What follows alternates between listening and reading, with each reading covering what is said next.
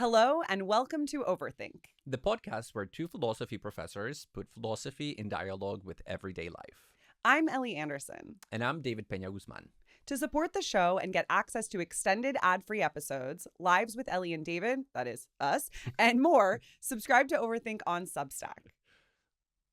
David, when I first proposed this episode to you, you had some questions for me.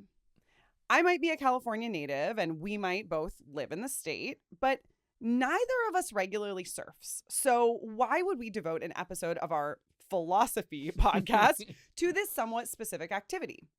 But then I shared with you some research I had found about surfing and the good life, much of which is written by philosophers, and you started to come around a bit. So how are you feeling about it now that we've actually agreed to do this episode? I know I was a hater at the beginning. Now I'm obviously going to become a surfer.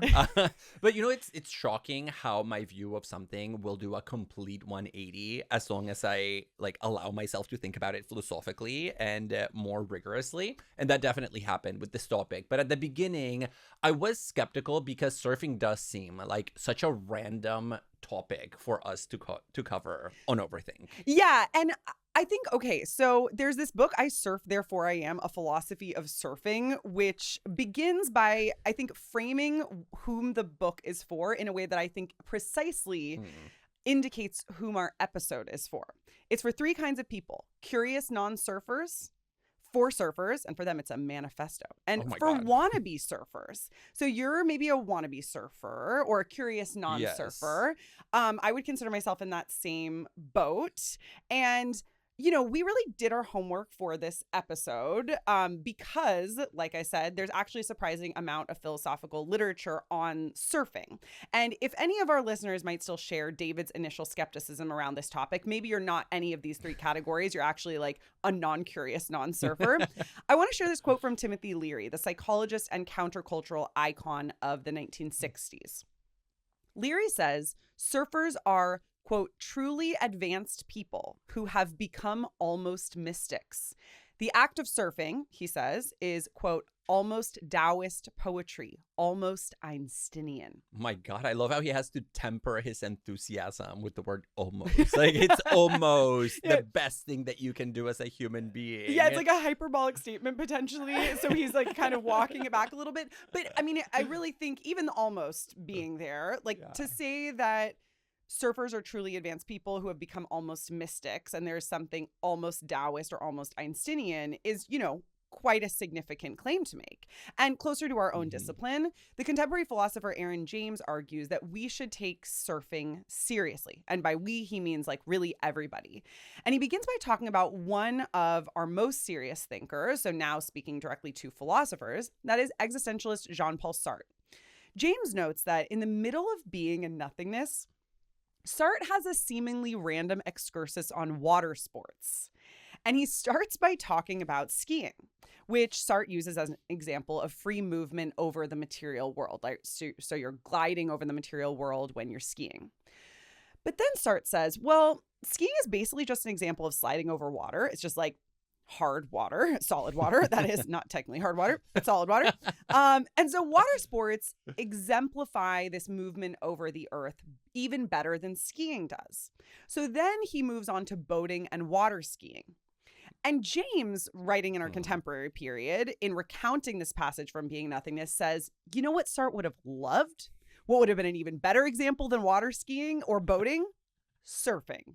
Maybe we should have done an episode on boating instead. Who knows? But I wonder about that because, Sartre did have this deep-seated phobia of sea creatures, crustaceans, like crabs and lobsters. So I don't think he would have loved being in the water.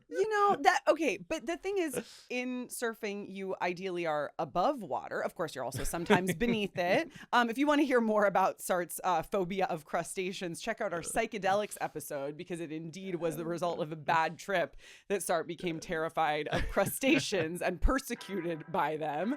Fair point. I don't think that's something that James addresses here, at least not as far as I recall in the book. Today we are talking about surfing. How does surfing reveal the connection between flow and freedom? Is surfing the pinnacle of human activity? And how might we consider surfing in terms of the philosophy of sport? So if you are not a surfer, you might think that surfing is just an activity, maybe something that people do for sport or for leisure. But if you talk to any committed surfer, they will tell you that it's a lot more than that. It's a culture, it's a way of life. And the surfer's way of life, I think, can be captured by the expression going with the flow, which is where we get that stereotypical image of the surfer as this like laid back dude who's just smoking weed, not worrying about life, taking life as it comes. And that image of the surfer as that guy is something that we're going to come back to in this episode, of course, because we want to think about this persona. But there is this connection between that image of the surfer and even the way surfers talk, right? When we think about surfer lingo, think about the expression hanging loose, just like hanging loose, hanging with the world, as the kids say. I mean, the expression is hang loose. Yeah. Or it's like, not hanging loose. Well, you can use a gerund. Why not? It can be an order or a description. Think about the expression hanging loose. Like, it's giving uncle. Oh my God. Them kids with their hand signs. Tell me you're a surfer without telling me, or tell me you're not a surfer without telling me you're not a surfer. Okay. Wow. Sorry, I'm recalibrating. That was a lot. Hang loose. Don't stress. It just like doesn't exactly roll off the tongue when you say that. Okay, but anyway, so you're talking about this idea of like relaxing, taking it easy, going with the flow, hanging loose as part of surf culture. And I think one thing to note at the get-go is that this is actually sort of surprising at first when you think about the physical activity of surfing. The idea that surfing as a culture and a way of life is associated with relaxation is perhaps at odds with the fact that surfing is an intensely demanding and skilled physical activity. Which is why we don't do it. Well, no, actually, truly for me, it's scary. Yeah, it's too scary to me. I tried surfing a couple of times when I was younger, like 90s Blue Crush era, growing up in California, had a great time. But I'm just like straight up too much of a scaredy cat. I'm even too much of a scaredy cat for skiing these days too. So sadly, surfing may be out of the picture for me unless I like really want to become an enlightened being like Timothy Leary says. But you mentioned earlier that there is this sense that surfers have to relinquish control of external circumstances. And so obviously that relates to the idea of going with the flow. But yeah, in terms of the relinquishing of external control over conditions, or control over external conditions rather, that goes hand in hand with a kind of intense micro control over one's bodily conditions, right? And so modulating, if you're riding a wave, you have to modulate your physical activities precisely to the conditions of that wave itself. And you also have to make very difficult, sometimes life or death decisions under intense, rapidly changing conditions, right? And so there's a modulation of the body as well as a responsiveness to very high stakes situations that we see in the practice of surfing. Yeah, and I think for a lot of people, it might be surprising that surfers make these life or death situations with that go with the flow mentality. When you think of life and death, you think, I want precision, I want control, because I don't want to risk injury or death. But that go with the flow attitude actually does make really good sense as a way of approaching surfing when you keep in mind the material conditions under which surfing happens, which is like the movements of the ocean, right? The waves. Waves are nothing but movements of nature that we can't control. And so it makes sense that surfers would relate to that environment precisely through that relinquishing of control rather than by trying to seize power over nature. And I think a lot of surfers do report that the experience of surfing brings into focus for them their lack of power, right? Like it clarifies that there are things in the world that they cannot control. And that's what ultimately encourages this lighthearted approach to life, this going with the flow, literally in the water, but also more broadly in connection to life. Yeah, it's like once you experience the intensity of surfing, it's like nothing's that serious, right? And even the surfing itself, surfers will report. David's doing the hang loose symbol. Okay, David's hanging loose as we speak. So there's like a sense of Yeah, actually, I'm riding the waves, and even in the activity of surfing, having a great time, right, and letting go, even under these really intense conditions. Yeah, I think that speaks to really why philosophers find surfing so interesting as well. And so the philosopher Aaron James, who's also a longtime surfer, so we're going to be deferring to him. We might not be longtime surfers, but Aaron James is, and is also a philosopher. He has a sustained analysis of this in his book, Surfing with Sartre, which we mentioned a few minutes ago.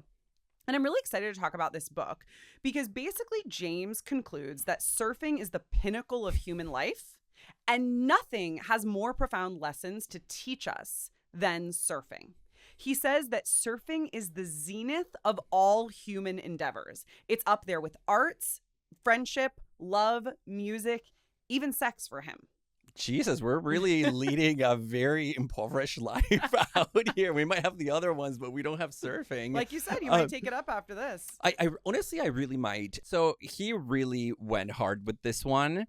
But what I like about the book is that he really makes you want to lean into surfing as an existential project. I know. I did not expect to find in this book that surfing is basically the key to all our personal and social problems. But we'll get to that in a little bit. Let's start here by discussing James's key claim in the book. Essentially, he thinks that the experience of surfing changes how we should think about freedom. Jean-Paul Sartre is his opponent here. So when he says surfing with Sartre, in some ways he's like surfing contra Sartre, because Sartre thinks that human freedom is a radical power of choice. Every choice we make, every action we undertake is an act of determining who we are, right? There's no core self. Our self is created through our activities, and those activities or choices are free. So to be human is to experience the agonizing need to make choices every day. But James thinks that this is a quite gloomy outlook, and that Sartre really overemphasizes the radical nature of our freedom. In surfing, we have an experience of freedom as emerging through flow. To ride a wave is to experience the utmost freedom. So it's like a maximal freedom, but it's not the freedom of making choices in the face of a meaningless world, right? Sartre's freedom is kind of like out of this nothingness, sense of complete meaningless, you invent a choice. And James says, no, we should be thinking about the freedom of riding a wave as like the central experience of freedom. Because this is the freedom of being borne along by circumstances outside of yourself and feeling your body totally in sync with them. In short, flow comes before freedom, whereas for Sartre, freedom is foundational as the absence of a foundation to our human existence. This is really interesting to me, how we conceptualize freedom relative to constraint. And so let's get into how surfing gives rise to the sense of flow and then what that flow actually looks like. Because James isn't thinking about flow in the way maybe psychologists typically think about flow, which is as a mental state or an experiential state, as in like the flow state, like being in the flow or being in the zone, like, with like a musical performance or like in athletics. Not to be confused with hanging loose. Yeah. He's thinking about flow as an exercise of skill where you're being active relative to the world. So you are attuned to the environment, paying attention and tracking the movements of your surroundings. So think about this in the most literal way possible in connection to surfing, right? You're paying attention obviously to the water, to the movement of the waves. You're also paying attention to your body and your body's position relative to the surfboard. You might also have to pay attention to where other surfers are relative to you in space. So there is this whole constellation of ecological and social dynamics that you are tuning into. And in fact, if you're a good surfer, you might also have to pay really good attention even to what you cannot see, right? To like what's underneath the water, especially if there's like coral that might really mess you up if you don't know where to be in the water. And so James uses a term to capture this kind of relationship to the world that surfers need to cultivate, and that is adaptive attunement. And so you are attuned to the environment and also responding to it in a flexible, adaptive manner. So you're jumping on the board, you're paddling, you're letting a wave pass, or maybe you're riding the wave. You're making all these decisions depending on your interpretation of how the conditions are presenting themselves to you in that moment. And so there is a kind of skilled consciousness, according to James, that is essential to the activity of surfing. And yeah, you are carried by the wave. So in that sense, we could say that you are passive, right? There is a lot of images of passivity in surfing. But the reason that you are being carried by the wave is because you have adapted your body to the conditions of the ocean. And in a sense, you are actively letting yourself be taken by the wave. And that's the essence of surfing. So I think it transcends the distinction between activity and passivity. Yeah. And this is also why James thinks that surfing is so important to consider philosophically, because adaptive attunement isn't just the essence of surfing. It's also for him the essence of what it is to be human. He considers human nature to be adaptive attunement. Well, and I think what I find really interesting about this is also what it tells us about the kinds of knowledge that are so important to the human condition and to being human. Because, of course, we often emphasize knowledge, ways of knowing that are theoretical, right? That are conceptual and rational and linguistic. And James notes that surfers do develop a really good knowledge of the world, of nature, of the ocean, of the waves, but that knowledge is not really the kind of conceptual or declarative knowledge that we often expect from knowers, right? It's not our typical image of what it means to know something. Rather, it's a kind of knowledge that is more embodied. It is preconceptual. It is tacit, rather than theoretical. And so we would, in psychology and in philosophy, we often use this distinction between knowledge, how, like knowing how to do something, a kind of embodied knowledge of things, and knowledge that, when you can declaratively indicate and pass information to other people. And he says... And can I just quickly give an example of that? So I might know how to drive, but I might not... No, well, actually, maybe this is about it. I'm like, let me give an example.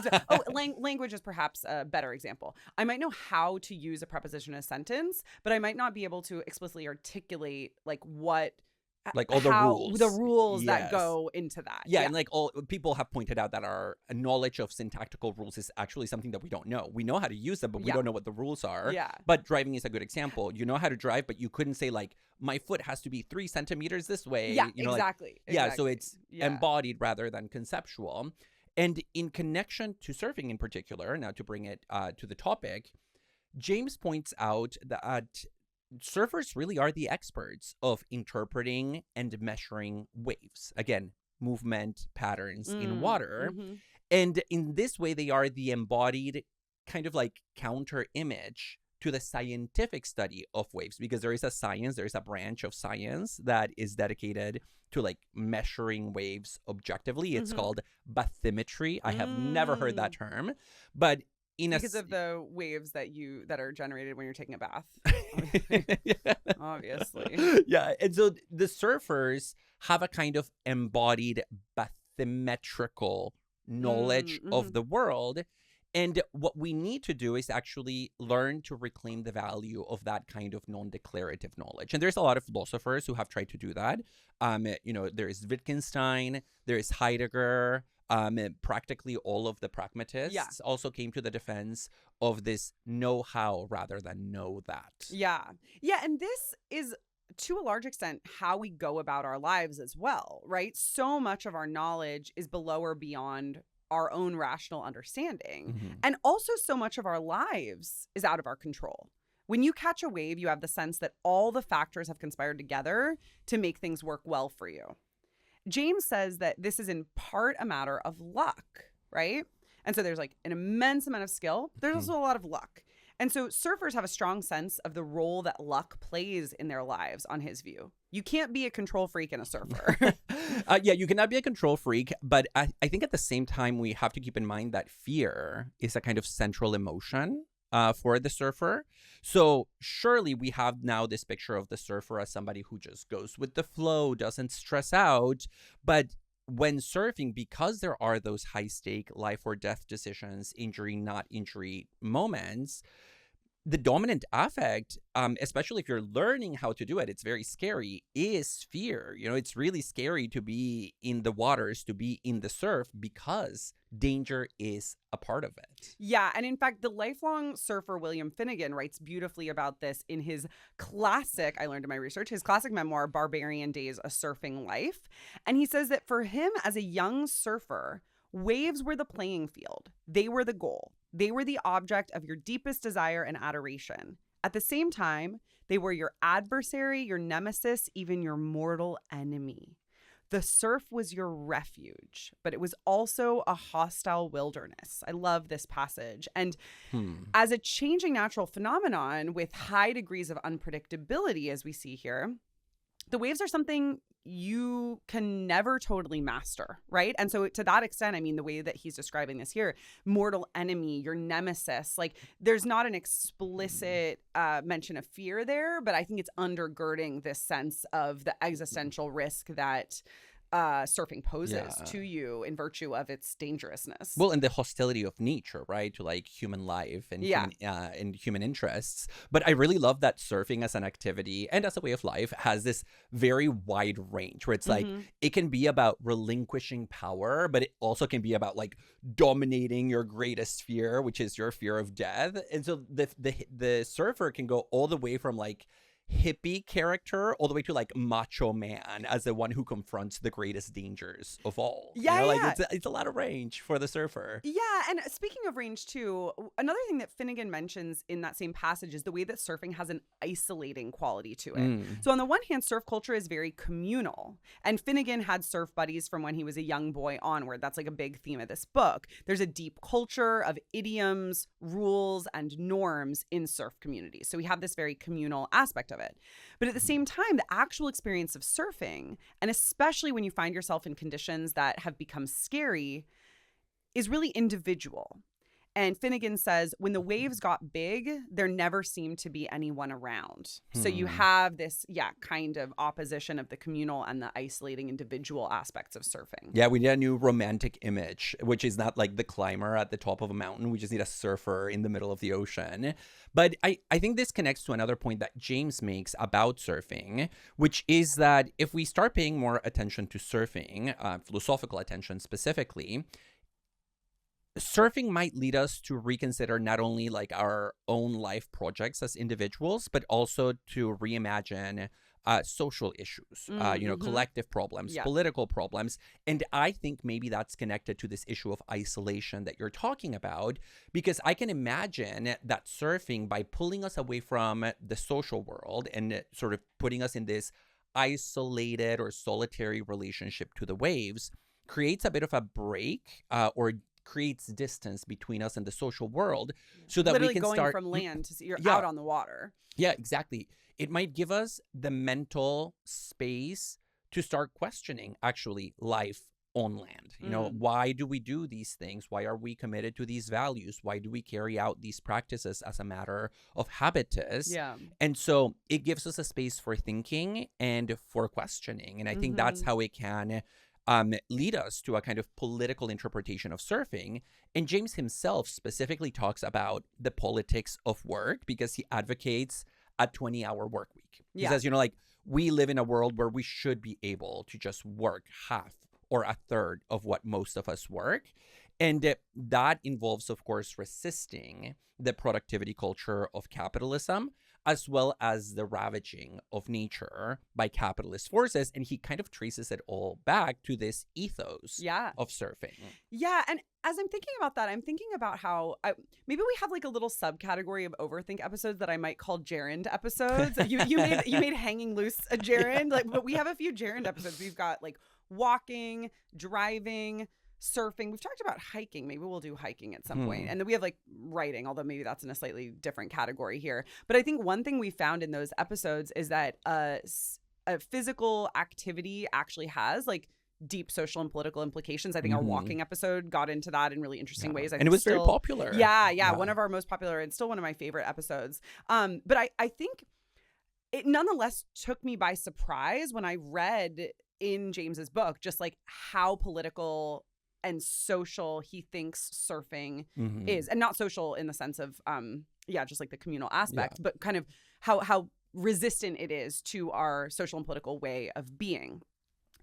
Because I think you rarely hear such explicit social political proposals in books of the type that he's writing, which is a kind of like philosophy for a popular audience type of book. And I found this really intriguing. So he notes that most surfers have full-time jobs, but it would be a lot more pleasant for them if they could meet their needs with less work, so they could have more time for surfing. And so hardcore surfers sort of live and work in order to surf. And he thinks that this is because they understand that surfing is basically the best thing that you can do as a human. But in general, whether or not you're surfing, he thinks our society should support more leisure time, including more leisure time for surfing. But in general, that the surfers have a sense that work should just be a means to enjoy our lives rather than the end goal of life itself. And, you know, he goes into great detail about how we should really be rethinking how we're spending our time and ideally spending less of it on work, as you mentioned, like supporting a 20-hour work week. Yeah, well, and I think honestly, this is why many of us, even if we entertain a kind of judgy attitude about surfers as like juvenile, countercultural, people who don't want to grow up and refuse to contribute to society, I think deep down we envy them. Yeah. Because despite what we might think about them as individuals, we recognize that surfers as a whole are kind of walking the walk, or like riding the wave, you know, about their political values, and they're trying to align their mode of life at its most fundamental level with the things that they believe in. And that's something that we all aspire to, but we can't always say we succeed at. Yeah. And I think he suggests that the surfer has a particular relation to time in terms of, okay, how to put this? I started that sentence. It didn't really go anywhere.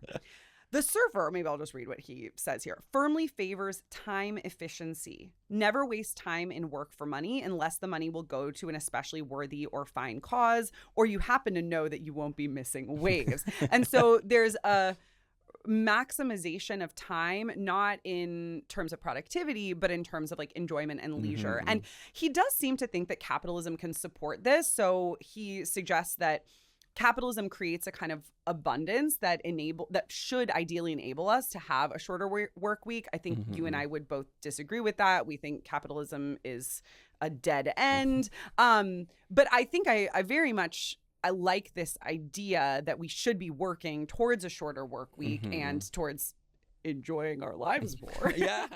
Surfing is often associated with American surf culture and the idea of the surfer bro. But this is only one small part of the story. When we're talking about surfing's philosophical significance and above all its history, it's essential to recognize that Indigenous people across the world have been wave riding for thousands of years. These practices are most associated with Native Hawaiian and Polynesian cultures, but they were also present in Indigenous cultures from Peru to Australia.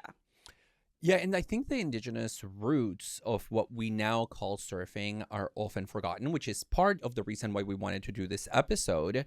And it's really important to recognize that modern surfing is the product of Indigenous knowledges that predate colonization. So these are knowledges about how to harvest the right kinds of trees that produce the right kind of wood for floating on water, traditions of carving wood, the knowledge about how to ride the surf itself, and even more broadly, just the general art of seafaring, right, which has a very, very long history in many, many places. And we find specifically very sophisticated traditions for knowing the ocean and for traveling the ocean in Hawaiian, Polynesian, Australian Indigenous cultures as well. And there's a book by the historians Peter Westwick and Peter Neuschul called The World in the Curl, which is a reference, of course, to the breaking of a wave over a surfer. And in it, they talk about specifically the significance of surfing for Hawaiians. And they point out that surfing had a social dimension, of course. It was also used for religious festivals. But one thing that really surprised me about their account was the role of surfing in the expression and consolidation of political power in Hawaiian culture. because they point out that many Hawaiian chiefs back in the day were expert surfers, right? Like they devoted themselves to surfing, and surfing for them was not just an interest, it was a way of making a public display of their personal strength and also their leadership skills. So surfing was a kind of proxy for assessing somebody's like ability to lead their community. And this is not surprising given that many chiefs were, members of the royal family, and so they had a lot of leisure time, and so they were the ones that could devote a lot of time to surfing. So yeah, they were like the most impressive surfers in the community. And beyond that, whenever the chiefs would go out to surf, they would have these servants who were kind of the original cheerleaders, whose job was to stand on land and sort of chant, like to the honor and grandeur of the chiefs while they were surfing. And so surfing did have this kind of ceremonial dimension where it was about proving the strength of the leaders before the eyes of the community. And I didn't know any of this history before reading about it. Yeah. And also, I think part of what's interesting here is that in spite of the massive role that it played in the consolidation of political power and among chiefs and royalty, it also was something that average community members would take part in as well. And so surfing, what we now call surfing, would have been common across, the sort of wide spectrum of the community, including being practiced by women. Women were like as into surfing as men were. Yeah, you and I can become surfers and continue that tradition. Completely outside of a Hawaiian context. And so I know, David, I'm gonna maybe wow, that was a bridge too far. You need to hang loose a little more there. And so the practice of surfing has all these meanings: symbolic, social, political, gendered.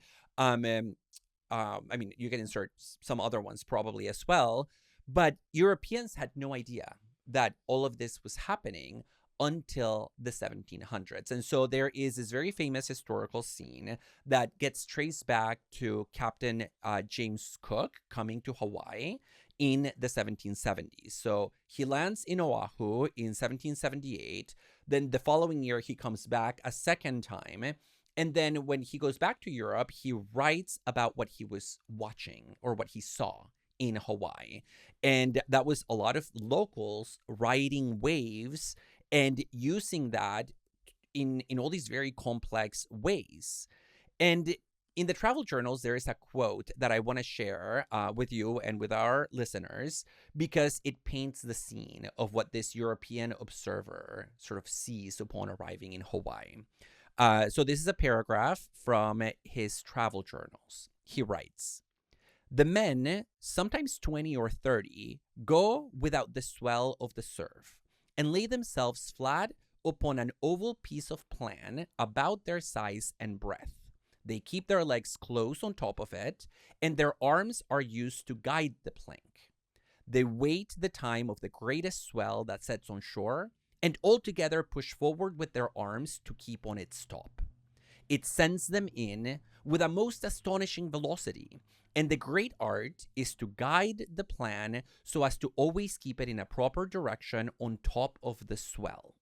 If the swell drives them close to the rocks before they are overtaken by the break, they are much praised." Okay, David, congratulations. You've been out-geeked by Captain Cook. Like, you might not have sounded super chill mentioning the well-known phrase hanging loose, but Captain Cook really outdoes you in terms of just like major uncle vibes here. I know, it took me so much focus to be able to read the sentence because it's written in such a 1700s like with their legs style. Close on the board. Okay. And so this account from Captain Cook became hyper influential in Europe. For starters, it just, tapped into all these stereotypes of noble savages living in the tropics. And so we can think about that. But it also shaped European thinking in really interesting ways. So in their book, The World in the Curl, Westwick and Neuschul point out that this specific image, like this quote from Captain Cook from the 1700s about Hawaiian surfing, led Enlightenment thinkers to start giving pleasure a more central role in their accounts of the good life. So there's like this clear connection between Enlightenment thinking, Enlightenment philosophy, and surfing in Hawaii. This is such an interesting claim, you know, that Indigenous wave writing managed to influence European thought, even if it's through the colonial gaze and Captain Cook's not especially exciting style of writing. And then I want to move forward a little bit to the late 1800s, because that's when surfing was really introduced to European and American society. So in 1885, 3 princes of Hawaii rode the waves in Santa Cruz, California. So they came over on a visit, and Santa Cruz, like, now is a worldwide hub for surfing. And that really starts in 1885 when these 3 Hawaiian princes come over and kind of like showcase this to mainlanders, or at the time. Well, Hawaii wasn't annexed yet. So they showed 2 Americans. All right. And finally, the success of the native Hawaiian Olympic swimmer Duke Kahanamoku pushed surfing into the international spotlight. So this Duke even toured across the world giving swimming and surfing exhibitions. We definitely need some lessons before we go out and break into the surf. But because of these developments, Captain Cook in the 1700s, and then the actual bringing of the practice to Europe and North America in the 1800s, the received wisdom in sort of like traditional accounts of surfing has been that surfing was invented by Hawaiians and then introduced to the rest of the world, especially in the wake of this travelogue by Captain Cook. And that is true, right? So I'm not going to suggest that that's inaccurate. But one of the things that we have learned from historians who specialize in the history of surfing is that even though surfing is and should be interpreted through Hawaiian history and culture, there were other precursors to what we now call surfing that emerged independently in other places, because there have been wave riding cultures in various parts of the world. You mentioned earlier some other places like Peru, but also West Africa. That's been a place that has been also named as having had its own wave riding culture that we could call surfing. Yeah. And in some ways, this is surprising given how associated surfing is with Hawaii. And, not so much with Peru or West Africa. But on the other hand, it's not that surprising that other cultures would have developed similar ways of interacting with the land in devising tools to navigate on water, right? Like similar boats were created in different parts of the world. In this case, similar boards for gliding on the water. Yeah, and so there's a book that talks about this specifically in connection to West Africa that I want to mention, and that is the 2018 book, Undercurrents of Power, Aquatic Culture in the African Diaspora by the historian Kevin Dawson.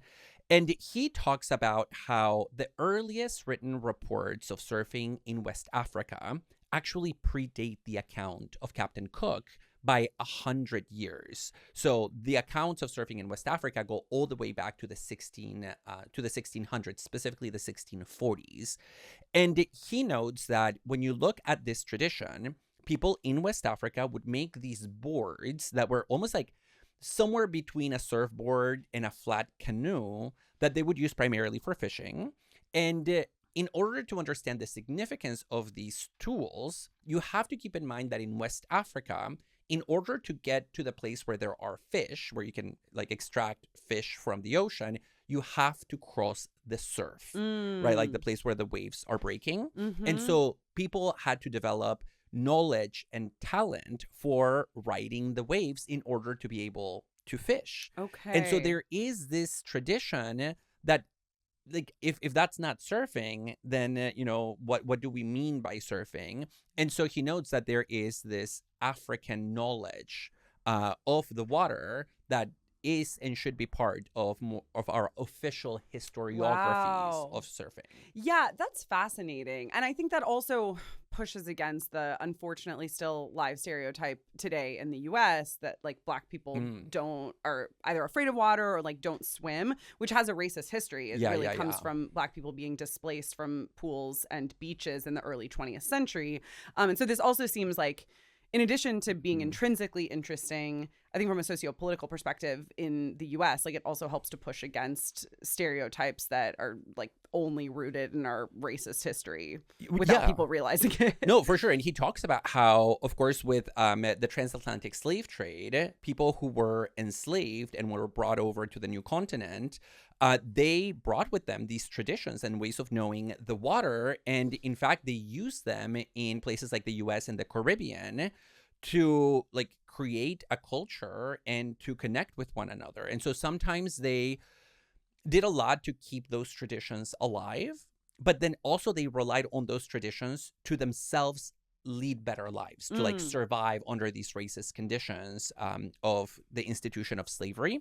And he gives these really fascinating, I had no idea about this, examples of enslaved people literally surfing their way to freedom, especially in the Caribbean, where they would like make a canoe / surfboard and they would go from one place to another one in search of freedom. So he talks about how there were people who surfed from the US to the British Virgin Islands, from there to Puerto Rico, between Jamaica and Cuba, between Florida and the Bahamas. And they even had a name for these individuals. They were called maritime maroons, like people who gained freedom through water. Oh my God. If only maritime maroons had been like a... Okay, I feel like that's the name of an early 2000s indie band who's just like taking that, you know, it's like the Decemberists, the Beirut Maritime Maroons. Thank God nobody, like a group of white dudes didn't discover that in the early 2000s. But that is a fantastic name for a band and also just a cool phrase. And, you know, in our episode on Black women's magic recently, we talked a bit about African water cultures and how those then, you know, manifest in the U.S. in slavery. And we also mentioned the Underground Railroad there. And when enslaved people were escaping plantations, they would often go underwater because then their scents couldn't be tracked by dogs. And so they're encouraged to like lean into their skills as swimmers and interpreters of bodies in order to escape the slavers. And yeah, there's a film also that I ran into over the course of doing research that traces all of this history that we're mentioning, right? The origins in West Africa, the arrival of these wave riding ways of knowledge into the US and the Caribbean, then the subsequent incorporation into Black communities here, and then how that led to this kind of racist like way of thinking about Black people's relationship to the water. And the film is called Wade in the Water by David Mesfin. And it Name talks of a about really classic like Negro spiritual song. Yes, yeah, exactly. And it is about the Black politics of surfing, and he himself is a surfer, and it's this reflection on history but also on his own relationship of having come to the US as a teenager, I believe, from Africa, landing in California, and then kind of finding this resonance between his African roots and this practice of surfing in California, even though in California there is this stereotype of the white surfer dude and the exclusion of Black people from the beach. And one of the things that I would have loved to hear a lot more about in the James book is these historical and global dimensions of surfing, because he really doesn't focus on that at all. But I think if we put some of what we've just been saying about the history in dialogue with that book, we get a picture of just how James's idea that surfing is the zenith of human activity isn't just like random. You know, I think surfers, if surfers are listening to this episode, they probably won't think it's random. They'll be like, yeah, no, this is like we've been telling you ever. We've been telling you. And I think that's James's point here, right? But I think if you're not a surfer, it can be easy to ask, well, why this specific activity, or even some consider a sport? We'll come back to that later. And it's clear that what we now call surfing has had just like a giant role to play in many cultures over the course of history. And so I wonder, David, if you think that means that people have been on to the sort of expression of freedom, this like adaptive attunement that James talks about over the course of history in ways that maybe have gone unrecognized through the practice of surfing. Yeah, I would say yes, because in the historical research that I did, which included West Africa, also Hawaii and Peru, in no place was surfing just a sport or just an activity of leisure. It always had these other dimensions: spiritual, political, economic. And so it's no surprise that it would have, or that it would be a site for the person. All right, David. Let's talk surfer stereotypes. You mentioned the weed smoking, laid back bro. We said we'd return. We're returning. When you picture the stereotypical surfer, what do you picture? Honestly, I picture you as a man at the beach with abs. Dude, when Blue Crush came out, my little sister, we were like kids when the movie came out, but my little sister like really looks like Kate Bosworth, the main character of that movie. And so everyone was like, oh, you're so Kate Bosworth in Blue Crush. To her, not to me. I was like way too nerdy for that. I mean, I will say growing up in Southern California, even though we weren't really surfing, the 90s were a major moment in surf culture, thanks in part to Blue Crush, but also things like Rip Girls, amazing Disney Channel original movie. Oh, I don't know Johnny that one. Tsunami. Okay. We got to have a watch party. Johnny Tsunami, I think that was also a Disney Channel original movie. That was like so popular among kids at the time. And yeah, it was like also the era of Roxy, this really popular surf brand. So yeah, I wasn't cool. I was wearing the puka shells, but like I wasn't really wearing the Roxy. But my cousin who lives close to the beach in Santa Monica, Hannah, was like rocking the Roxy all over the place. Like she had the surfer girl vibe. My sister maybe had a little bit of that. Okay. I'm flattered that you think that I would look like a stereotypical surfer because they do have the reputation of being hot. But I'm not flattered that you don't think I have abs.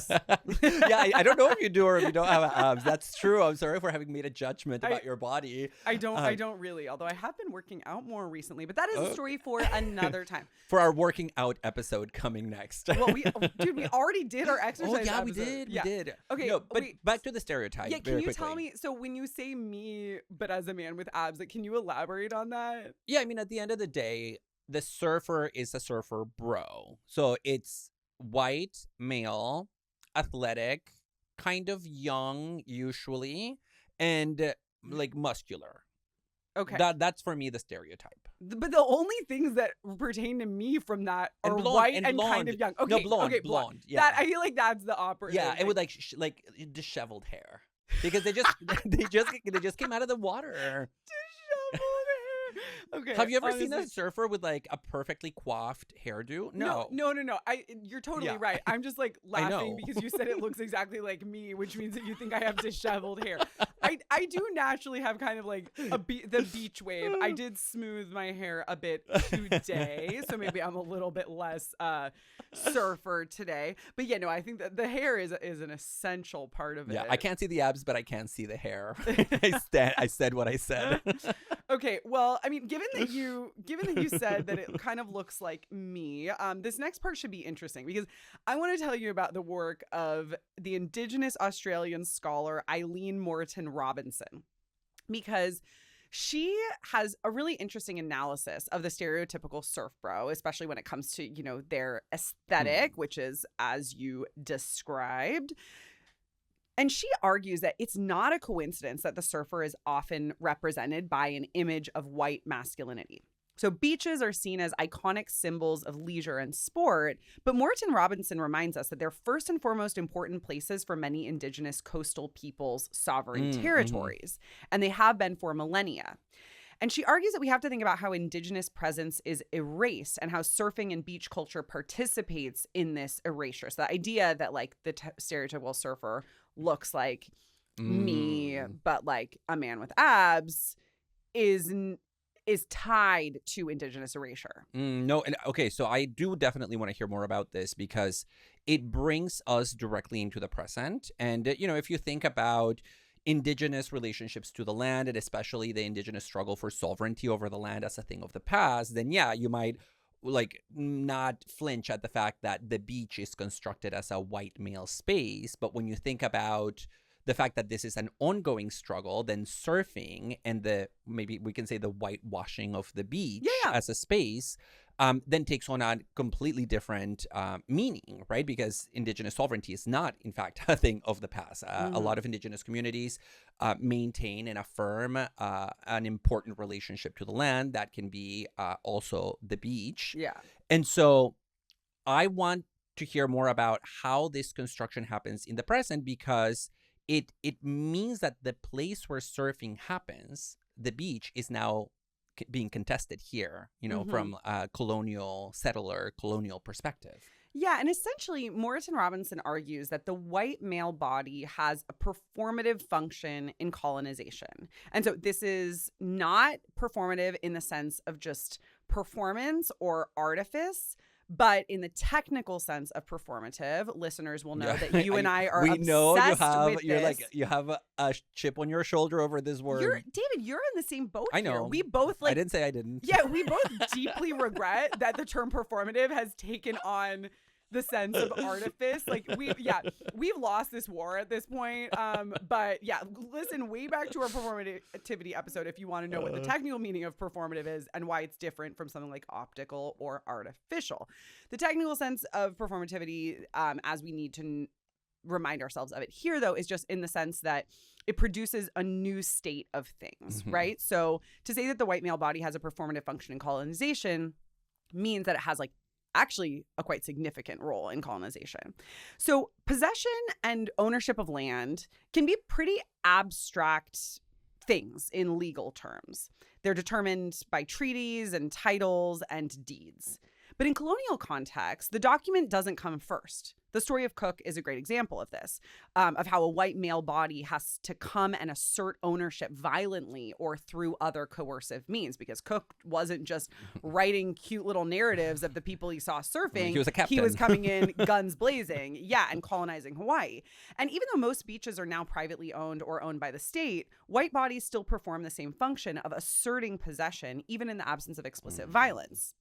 You really see this in beaches in California, where there's recently a friend of mine was like, oh, why haven't we really gone to that beach? I've never heard of that beach before. And I was like, that's because that's the beach where the people of color who live inland go. And so there's a really weird kind of, and she was like, yeah, I've never heard of this beach. And I was like, yeah, no, it's literally because there's this weird sort of segregation that happens at California beaches. So anyway, that's perhaps a story for another time. But Morrison Robinson argues that the white male body performs the possession of indigenous land by the colonial state through asserting ownership. And, I think that the flip side of this is the California beaches. Huntington Beach is a great example of this. Some of the best waves in Southern California, the most conservative coastal town in California as well, and an extraordinarily white space. Yeah, and I think it's important how this happens through the assertion of play. This is our playground. This is our place for leisure for white communities. And this is not directly related to surfing, but it is connected to white ownership of beachfronts, essentially. Yeah. In Mexico growing up, I always knew that Mexico had passed a law to prevent white people from owning beachfront property because there is a long history in the 20th century of Americans and Canadians coming down and just buying up all of the beach land or all the beach property, privatizing it, closing it up with fences, turning it into privatized play spaces. Of course. And then Mexicans didn't have access to it. And so nowadays you can't really buy beachfront property if you're not a Mexican national, and I think it connects to this as well. Wow. I was in Cabo recently, and I'm buying curious. Girl, no. But I'm interested in now I want to look into that further. But I mean, it also is significant that the places that we associate with surfing, Hawaii, California, Australia, have these long histories of settler colonial power. Exactly. And she makes this really interesting point about how surfing itself changed when it was appropriated by white settlers. Ooh. The language used to describe surfing transformed to reflect this logic of possession. So surfers began to be described as conquering or attacking waves rather than flowing with them. Oh, whoa. The damn white people dominating nature out here through play and leisure. To James's credit, he talks about flow, not about conquering or attacking. So I think this is a really fascinating history. Thanks for talking about this, because it highlights one of the ways in which surfing is institutionalized. It's institutionalized as a colonial project. I also want to bring up, and here I'm going to pivot, it's a hard pivot, another way in which surfing has been institutionalized and how that has created a lot of controversy within the surfing community. And that is through its sportification, through it becoming like an official sport. Yeah.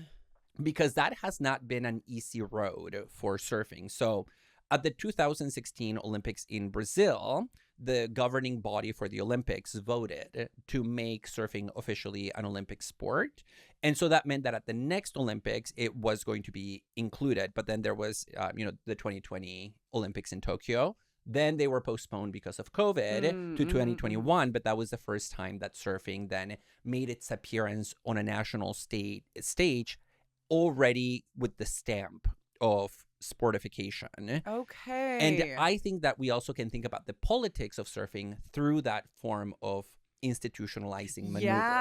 Yeah. And I know that most of the water sports at the Olympics, for instance, are separate from the rest of the sports because they are bound to the water. And so, like, for instance, nobody was surfing in the Seine at the Paris Olympics. Damn, they did.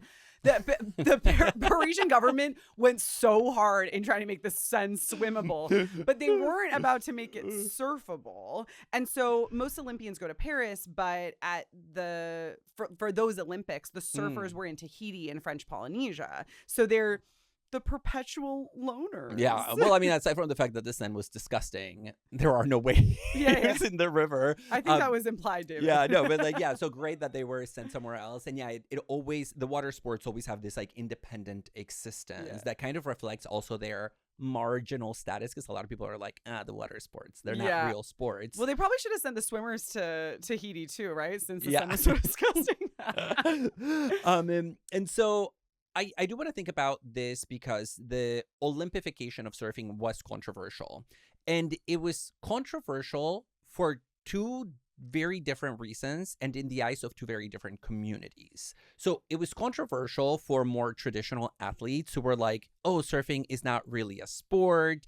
It doesn't meet the conditions for athleticism that we want a sport of an Olympic stature to meet. But it was also really controversial among surfers themselves, who worried that the transformation of surfing into a sport with rules and regulations and judges would deform and denature surfing itself, because at its core, surfing is not meant to be competitive, right? So even when you think about really advanced surfers who have been doing it for a long time, and this connects to the point you made about surfing being a loner activity, like you going to the water by yourself, there might be other surfers around. Well, or there might be like cheerleaders on the shore if you're a chief. Yeah, if you're a chief.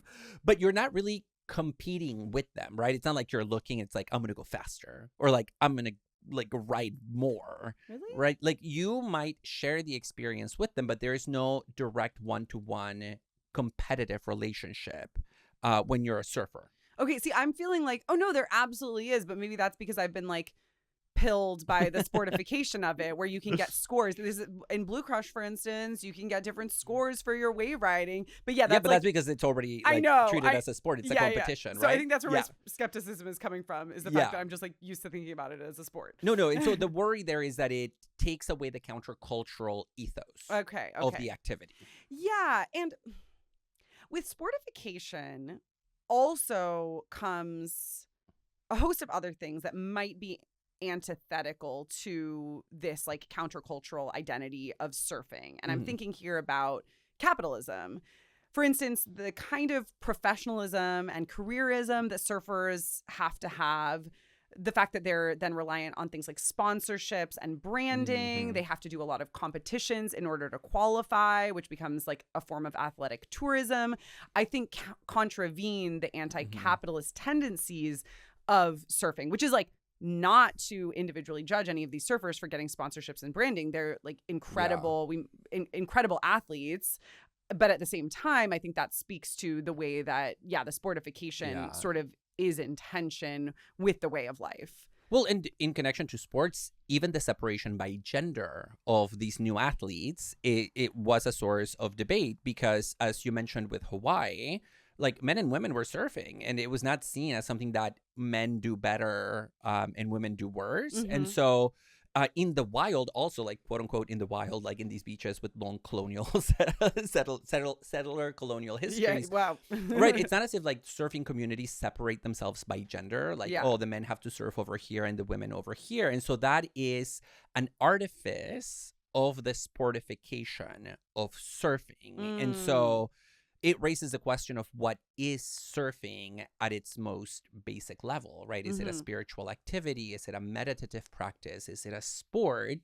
And that last question of whether or not it's a sport, how you answer it really depends. And this is something that Daniel Brennan talks about in his book, Surfing and the Philosophy of Sport. So Brennan is a philosopher who specializes in sport, and he goes into really interesting detail about this question of whether it can or cannot be sportified.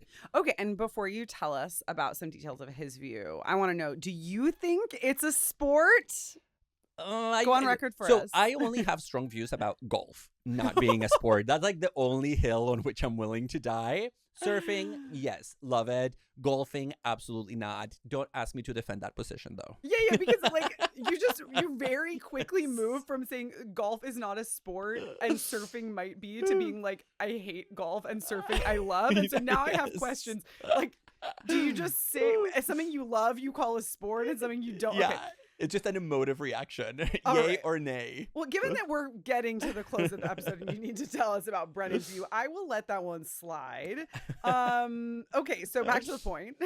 So is surfing a sport or not? So Brennan points out that in order for something to count as a sport, what you really need is a standard for assessing who wins. You need to have that criterion for winning and losing. And there are two ways in which you can generate that criterion. So one of them is just to focus on a superlative understanding of competition. Who is the fastest? Who scored the most points? Who lifted the most weight? And so it's just about who did the most of a certain thing or reached a higher level. And then that's the person who wins. That's the standard that we use in most sports, the superlative.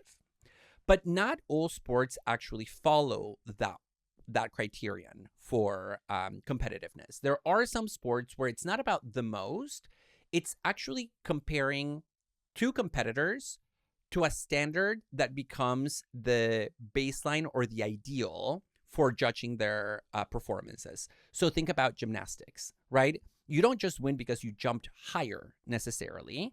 You win if your performance best matches the ideal execution of that skill. And so you're being judged not just in comparison to your opponent, but in relation to an ideal. Okay. And that ideal must be stable and not change. Okay. Now, Brennan points out that the problem with surfing is that it doesn't fit under either of these conditions for being a sport. Right? Like, you don't win as a surfer just because, like, you went faster on the water. It's not a race. And you don't win just because, like, you stayed on the surfboard longer. Yeah. Also, the problem with the second condition is that in surfing, you actually don't have an ideal, like, thing to use as a measuring tool. Because by definition, surfing happens in the water and the water is highly unstable. So every ride is fundamentally different. There's no standard.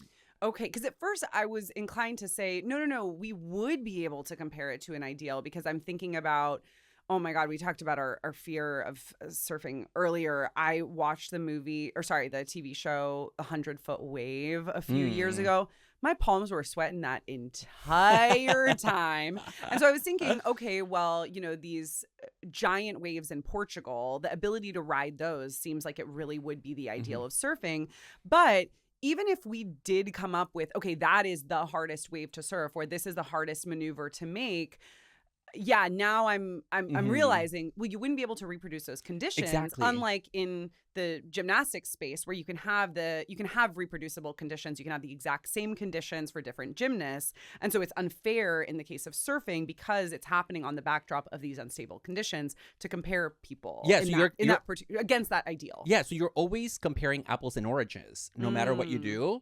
Because if you just judge by the wave, then what?